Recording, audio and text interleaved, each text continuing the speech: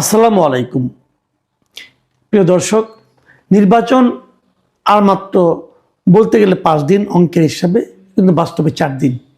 কারণ 4 দিন পরে আপনি আর শেষ দিন কোনো প্রচারণা করতে পারবেন না। সেই হিসেবে আমি 4 দিনই ধরছি। কি হতে যাচ্ছে নির্বাচনে, কারা দায়িত্ব পাবে? আমরা যদি ভোটের আগের হিসাবগুলো দেখি, তাহলে বিএনপির সঙ্গে জামায়াতের টিকে থাকারই কোনো সুযোগ নাই। বিএনপির ভোট 30% উপরে আমরা দেখেছি বরাবরই, 32, 33, 40% পর্যন্ত ভোট বিএনপি পায়। জামাত পায় কত শতাংশ? জামাতের ভোট কখনো 10%-এর বেশি হয়েছে এমনটি দেখা যায়নি। তাহলে সেই 10% এবং 40%-এর ডিফারেন্স জামাত কিভাবে কভার করবে? আওয়ামী ভোট জামাত যেমন পাবে, বিএনপিও তেমনি পাবে। তাহলে কেন এই প্রতিদ্বন্দ্বিতার কথা বলা হচ্ছে এই কারণে যে এই সময়ে বিশেষ করে যখন ভোটে আলোচনা হচ্ছে, তখন দেখা যাচ্ছে জামাত তাদের অবস্থানকে আগের চেয়ে অনেক ভালো করে ফেলেছে। বিশেষ করে এই 2024-এর 5ই আগস্টের পর থেকে সাধারণ মানুষের সঙ্গে জামাতের যে ভূমিকা, জামাতের যে আচরণ, তার বিপরীতে বিএনপির স্থানীয় পর্যায়ের নেতাকর্মীদের যে আচরণ, এই দুটোর কম্পেয়ার করে সাধারণ মানুষ জামাতের দিকে ঝুঁকবে এমনটা অনেকেই মনে করছেন। এবং এটা একদম অস্বাভাবিক কিছু নয়। বিশেষ করে যারা তরুণ ভোটাররা কিন্তু ঐতিহ্যের কথা ভাবে না। যেমন বয়স্ক যারা আছেন, তারা আগে বিএনপি করেছেন অথবা অন্য একটা দল করেছেন, সেখান থেকে তারা সরতে চান না। কিন্তু যারা তরুণ ভোটার, তারা কিন্তু আজকের চিন্তা করেন, মানে আজকে কোন দল কি আচরণ করছে তার উপর নির্ভর করে তারা কিন্তু ভোট দেন। এবং এই সময়ে গত 1.5 বছরে জামাত অনেকটাই অগ্রসর হয়েছে। বিএনপির চেষ্টা করেনি আমি তা বলবো না, বিএনপির সেন্ট্রাল কমিটি তেমন কি করেছে যাই না, কিন্তু বিএনপির যে শীর্ষ নেতা তারেক রহমান, উনি প্রচণ্ড চেষ্টা করেছেন। উনি নিজে উদ্যোগ নিয়ে অনেককে বহিষ্কার করেছেন, বহিষ্কারের সংখ্যা কয়েক হাজারে পৌঁছেছে। কিন্তু তাতে পরিস্থিতি খুব একটা পাল্টায়নি, চাঁদাবাজি বন্ধ হয়নি। দেশে এই মুহূর্তে যত চাঁদাবাজি হচ্ছে, তার 80% চাঁদাবাজি করছে বিএনপি অথবা বিএনপির নামধারী লোকজন। আর 15% চাঁদাবাজি করছে এই ছাত্ররা, মানে ছাত্র নামধারী সমন্বয়ক, অমুক তমুক, হাবিজাবি, এনসিপি এরা। আর সামান্য ছিটে ফোটা চাঁদাবাজি হয়তো এই সমস্ত ক্ষেত্রে আপনি শিবির অথবা জামায়াতের নাম বলতে পারবেন। তো এইটা কিন্তু ইয়াংদের মধ্যে দারুণ প্রভাব ফেলেছে। আগামী নির্বাচনে এক হিসাবে দেখা গেছে প্রায় 4.5 কোটি হলো নতুন ভোটার। এই ভোটাররা কিন্তু অনেক কিছু করবে। এই ভোটাররা কিন্তু ডিসাইডিং ফ্যাক্টর হতে পারতো, এখনো সম্পূর্ণ হয়েছে কিনা আমি বলতে পারবো না, হয়ে যেত যদি পুরনো ভোটারদের মাঝখান থেকে ভোট প্রাপ্তির সংখ্যাটা সমান হতো। কিন্তু তা হয়নি। জামাতের জায়গায় যদি আওয়ামী লীগ থাকতো, তাহলে কিন্তু ভোট প্রাপ্তির দিক দিয়ে বিএনপি এবং আওয়ামী লীগ প্রায় সমান হতো।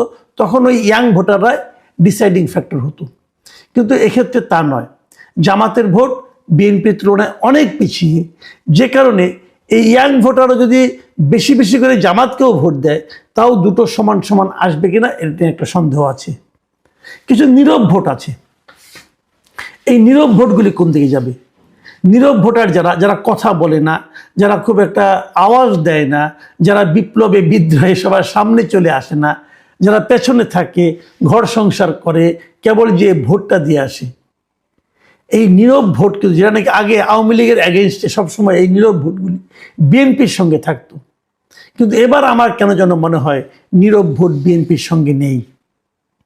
নীরব ভোটগুলো আমি দেখেছি সবসময় ক্ষমতাধর যারা থাকে তাদের বিপরীতে থাকে। এটা আমার অবজারভেশন। আমি আগেও বলেছি, বাংলাদেশে একসময় রাজনীতি হতে ভাবে যে রাজনীতিতে দুটো পক্ষ থাকতো। একটা পক্ষ হলো আওয়ামী লীগ, আর একটা হতো এন্টি আওয়ামী লীগ। এবার আমি দেখতে পাচ্ছি যেহেতু আওয়ামী লীগ নেই, অতএব একটা হলো বিএনপি আর একটা হলো এন্টি বিএনপি। এই এন্টি বিএনপি যে শক্তিটা, সেটা যেন জামাতকে অনুসরণ করছে। কাজেই যারা খুব নিশ্চিন্তে ভাবেন যে না, জামাত 7% ভোট নিয়ে, 8% ভোট নিয়ে আমাদের 35% কীভাবে ওভারকাম করবে, তারা যদি অনেক ভালো করে ডাবল পারলে 15% হবে, 3 গুণ পাবে, তাহলে 21% হবে, তবু তো আমাদের সমান হয় না।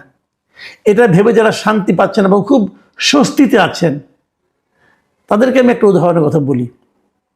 দেখুন, আপনাদের বলবেন যে জামাত তো কখনোই এর আগে আপনার 15টা 20টা ম্যাক্সিমাম এরকম সিট পেত, কিন্তু আপনারা মাথায় রাখবেন শ্রীলঙ্কায় যে দলটা এখন ক্ষমতায় আছে তারা কিন্তু 2020 সালের নির্বাচনে মাত্র 3টা আসন পেয়েছিলেন।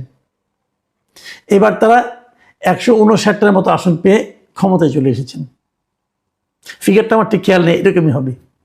তারা ক্ষমতায় এসেছেন অত 4 বছরের মাথায় 3টা থেকে ক্ষমতায় আসার মতো আসন তারা পেয়েছেন। কিন্তু কাজেই ওই পুরনো ইতিহাস ধরে বসে থাকলে ধোঁকা খেতেও পারেন, ধোঁকা খেতে পারেন।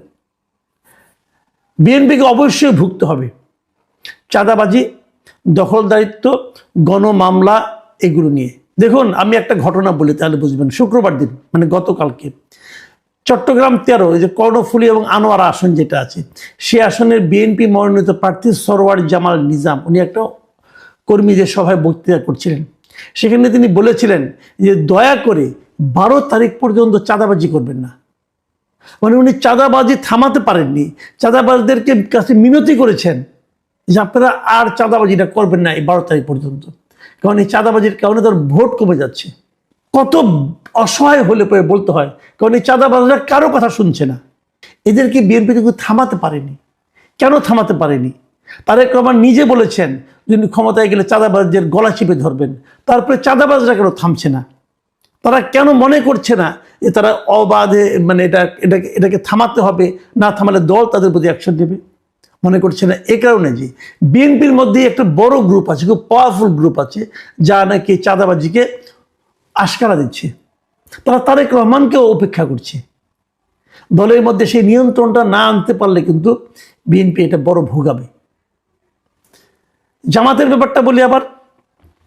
জামাতের মিটিংগুলিতে অনেক লোক হচ্ছে, কিন্তু একটা কথা মাথায় রাখতে হবে, এরা কিন্তু স্বতঃস্ফূর্ত উপস্থিতি নয়, মানে স্বতঃস্ফূর্ত সাধারণ জনতা নয়। বলা হয়ে থাকে যে জামাতের যারা কর্মী তারাই সমর্থক, তারাই ভোটার। কাজে জামাতের জনসভায় অনেক লোক দেখে বিভ্রান্ত হওয়ার কিছু নেই। জামাতের ভোটার ঐক্য এটাই। এটা আগেও বলা হতো, এখনো বলা হয়। কিন্তু এর বাইরে আছে নীরব ভোটার। এখন নীরব ভোটাররা কিন্তু ফ্ল্যাকচুয়েট করে খুব দ্রুত, আজকে আছে কালকে নেই। আজকে জামাতের একটা নেতা একজন একটা বক্তব্য দেবে, এটা দেখে দেখবেন কালকে আর জামাতের সঙ্গে তারা নেই। এরকম কিন্তু হতে থাকবে। জামাতের নেতাদের শেষ দিকে আমি যতটুকু দেখেছি নানা ধরনের এলোমেলো কাণ্ড কারখানা। ঢাকা 17 আসনের ডক্টর খালেদুজ্জামান সাহেব সেনানিবাসে ঢুকতে গিয়ে যা করেছেন, এটা কিন্তু জামাতের ভোট অনেক কমিয়েছে। ওই নীরব ভোটাররা কিন্তু সরে গেছে। তারা ভেবেছে যে নির্বাচনে বিজয়ী হওয়ার আগেই যখন এই অবস্থা, জিতলেন না জানি তার দাপটে কেউ থাকতে পারবে না। তারপর দিনে আবার আরেকটা ভিডিও দেখলাম, কোন এক ব্যাংকের এক অনুষ্ঠানে যে সে একজনকে ঘুষি মেরে নাক ফাটিয়ে দিয়েছে, এই খালেদুজ্জামান। তো এরকম উন্মত্ত লোক যদি জামাতের নেতা হয়, জামাতের এমপি প্রার্থী হয়, তাহলে কিন্তু জামাতের ভোট কমবে। এবং একটা ঘটনা কিন্তু অনেকগুলো। জামাতের জন্য আরেকটা বড় আঘাতে দেখা দিয়েছে হেফাজত ইসলামের আমিরের সর্বশেষ বক্তব্য। তিনি কিন্তু বলেছেন যে জামাতে ভোট দিলে ঈমান থাকবে না, জামাতে ভোট দেওয়া হারাম, এগুলি কিন্তু তিনি বলেছেন। জামাত এটাকে কীভাবে কাউন্টার করবে আমি জানি না। এখনো জামাতের কাছ থেকে সে ধরনের কোনো কাউন্টার আমরা পাইনি। অনেক ইসলামী মানে আলেম যারা আছেন তারা জামাতে ইসলামকে ইসলামী মনে করেন না। কাজে এই বেহেশতের টিকিট বিক্রিটা জামাতের জন্য শুরুতে কিছুটা ভালো ফল দিল, যারা নাকি একটু সচেতন চিন্তা ভাবনা করেন তাদের কাছে এটা কিন্তু খুবই নেগেটিভ হিসেবে আবির্ভূত হবে। বিশেষ করে নীরব ভোটার যারা, তাদের কাছে কিন্তু এটা খুব নেগেটিভ হিসেবে আসতে পারে। সবশেষ যে জায়গাটা আমি বলবো সেটা হলো আওয়ামী ভোটার। আমি বারবার বলেছি যে আওয়ামী ভোটে নির্ধারণ করবে এই নির্বাচনের ফলটা কোন দিকে যাবে। আওয়ামী লীগ এবার ইলেকশনে নেই, বাট তাদের ভোটটা তো কোথাও না কোথাও যাবে। কার কাছে যাবে? অনেকে ভাবতেন যে আওয়ামী লীগের অনেকে হয়তো ভোটই দেবেন না। ইদানিং এই ধারণাটা আমার একটু চেঞ্জ হচ্ছে এই কারণে, যেহেতু আওয়ামী লীগের কেন্দ্রীয় পর্যায় থেকে, আওয়ামী লীগ থেকে দলীয়ভাবে কোনো সিদ্ধান্ত দেওয়া হয়নি, সেহেতু আমার মনে হচ্ছে যে আওয়ামী লীগের লোকরা হয়তো ভোট দিতে যেতে পারেন। যদি যায় তারা কাকে ভোট দিবে? এই ভোটগুলি এখনো অনিশ্চিত। কে কতটা দখল করতে পারবে তার উপর নির্ভর করবে। কতটা ভোট তারা আওয়ামী লীগের কাছ থেকে আদায় করতে পারবে তার উপর নির্ভর করবে। আদায় করবেন কিভাবে?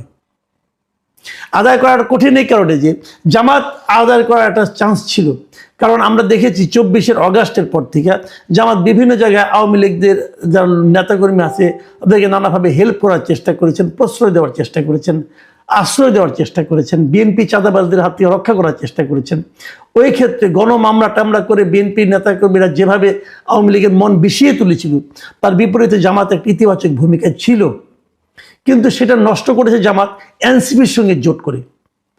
কারণ আওয়ামী লীগের লোকেরা দেশে সবচেয়ে বেশি যাদেরকে ভয় পায়, ঘৃণা করে, যাদের প্রতি তারা এক ধরনের ক্রোধ অনুভব করে, সেটা হচ্ছে এনসিপি। এনসিপি যখন জামাতের সঙ্গে যুক্ত হয়েছে তখন তাদের কাছে মনে হয়েছে এনসিপি যে আওয়ামী লীগের কার্যক্রম নিষিদ্ধ করার জন্য আন্দোলন করেছে, সেই আন্দোলনে তাহলে জামাতই ছিল আসলে। এই মনোভাবটা আমি মনে করি জামাতের প্রতি আওয়ামী ভোটারদেরকে একটু আশাহত করে তুলবে, নেগেটিভ করে তুলবে। তারপরেও জামাতের জন্য এটা পরামর্শ, তারা কিন্তু এটাকে ওভারকাম করতে পারে একটা ছোট্ট কাজ করলে। সেই কাজটা হলো তারা যদি নির্বাচনের আগেই 71-এর ভূমিকা নিয়ে একটা দলীয় একটা বিবৃতি দেয়, একজন ব্যক্তিরা পুরো দলকে রেজুলেশন করে বলতে হবে যে 71-এ আমাদের যারা দলের আগে যারা ছিলেন তারা যে কাজটা করেছেন সেই কাজটা তারা ভুল করেছেন এবং আমরা তার জন্য অনুতপ্ত এবং আমরা জাতির কাছে ক্ষমা চাই। জাস্ট এই 3টা লাইনে একটা স্টেটমেন্ট দিলে আমি মনে করি জামাতে আওয়ামী ভোট রাতারাতি অনেকটাই বাড়তে পারে। বিশেষ করে মুক্তিযুদ্ধের সপক্ষের যে ভোটগুলো সেগুলো তাদের এখানে কিন্তু যেতে পারে। অনেকের মধ্যে দ্বিধাটা আছে, জামাত যা করছে ভালোই তো করছে, কিন্তু তাকে কি করে ভোট দেই, তারা তো আবার দেশটাকে পাকিস্তান বানিয়ে দেবে, এই ধরনের চিন্তা কিন্তু অনেকের মধ্যে আছে। কাজে ওই কাজটা করলে এটা হয়তো তাদের জন্য ইতিবাচক হতে পারে। পরামর্শ যখন দিলাম তখন বিএনপির জন্য একটা দেই। আমি ছোট মানুষ, আমার পরামর্শ গ্রহণ করতে হবে এমন কোনো কথা নেই, কিন্তু আমি মনে করি এটা আমার দিক থেকে যে যদি বিএনপি তার নীতি পরিবর্তনের দরকার নেই, বিএনপি যদি আওয়ামী ভোটকে পেতে চায়, আওয়ামী লীগের ভোটকে যদি বিএনপি পেতে চায়, বিএনপির একটা খুব সহজ উপায় আছে। এমনিতেই তারা বেশ কয়েকদিন ধরে মুক্তিযুদ্ধের পক্ষে কথা বলছে এবং তাদের পক্ষে কথাটা বলা খুব সহজ, কারণ জিয়াউর রহমান তাদের দলের যে প্রতিষ্ঠাতা, তিনি তো মুক্তিযুদ্ধের একজন সেক্টর কমান্ডার ছিলেন, বীরুত্তম ছিলেন। এটা তো খুবই সহজেই তারা এটা মুক্তিযুদ্ধের পক্ষে বলতেই পারে, এটা ব্যাপার না। আরেকটা কাজ যদি তারা করেন তাহলে তারা আওয়ামী লীগের ভোটগুলি পেতে পারেন। অনেকে কিন্তু এরই মধ্যে আমি দেখেছি যে জয় বাংলা করে বলে তারা ধানের শীষে ভোট চাচ্ছে এবং এটাকে তারা বিএনপি এনকারেজ করছে। বিএনপির জন্য সামান্য একটা কাজ করতে হবে। সবচেয়ে ভালো হতো যদি বিএনপির দিক থেকে বলা হতো যে বিএনপি যত মামলায় বিএনপি বাদী আছে, মানে আওয়ামী লীগের বিরুদ্ধে যে গণমামলাগুলো, এগুলির বিরুদ্ধে যতগুলি মামলাতে বিএনপির লোকজন বাদী হয়েছে সেই মামলাগুলোতে উঠিয়ে নেওয়া, এটা হতে পারতো ভালো, কিন্তু সেটা করা এখন আর সম্ভব না। ওই লাইনে যাওয়ার দরকার নেই। বিএনপি একটা কাজ করতে পারে, তারেক রহমান অনেকের মাজারই তো জিয়ারত করছেন, উনি কিন্তু বঙ্গবন্ধুর মাজারটা যা জিয়ারত করতে পারেন। সিম্পল একটা কাজ করতেই পারেন মুক্তিযুদ্ধের মহানায়ক হিসেবে। বিএনপিতে আওয়ামী ভোট বেড়ে যাবে। সিম্পল দুই দলের জন্য দুইটা পরামর্শ দিলাম। আমার পরামর্শ গ্রহণ করার কোনো দরকার নাই, আমার এই পরামর্শকে সিরিয়াসলি নেওয়ারও কোনো দরকার নেই, আপনাদের ইচ্ছা। আমি একজন সাধারণ নাগরিক হিসাবে আমি ভোটের অঙ্কের হিসাবটাকে মেলানোর জন্য অথবা অঙ্কের হিসাবটাকে মানে আপনার বেগবান অথবা স্থবির করার জন্য আমি যেটাকে মনে করি আমার হিসাব মতো আমি দুটো পরামর্শ দিলাম। মানা না মানা আপনাদের ব্যাপার। তবে আমার একটা লক্ষ্য আছে। আমি কেন এটা বললাম? আমার লক্ষ্যটা হলো আমি আসলে একটা ঐক্যবদ্ধ জাতি চাই।